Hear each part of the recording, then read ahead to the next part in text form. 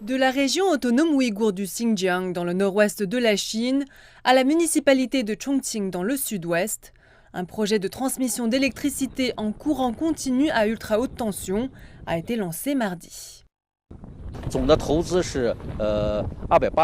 L'investissement total s'élève à 28,6 milliards de yuans et il pourrait directement entraîner un investissement économique de plus de 57,6 milliards de yuans, avec des retombées économiques relativement importantes.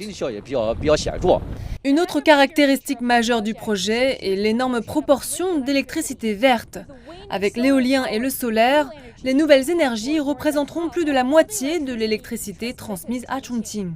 Le projet devrait permettre de réduire les émissions de carbone de Chongqing de plus de 16 millions de tonnes. Il permettra également de créer environ 20 000 emplois et de stimuler l'économie locale. Une fois le projet achevé, il sera en mesure de répondre aux besoins d'environ un cinquième de la consommation d'électricité de Chongqing.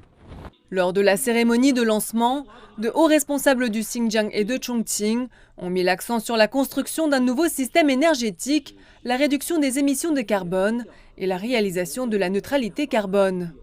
Ils ont également déclaré que le projet, construit par la State Grid Corporation of China, permettrait d'acquérir les avantages complémentaires de l'intégration de différentes ressources et de sécuriser l'approvisionnement énergétique national. Les investissements dans les infrastructures de l'énergie électrique se caractérisent par une grande échelle, un apport de haute technologie et de nombreuses industries connexes.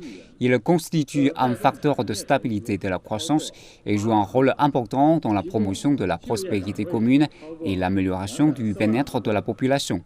Riche en ressources éoliennes et solaires, le Xinjiang transmet de l'électricité à d'autres régions de Chine depuis 2010.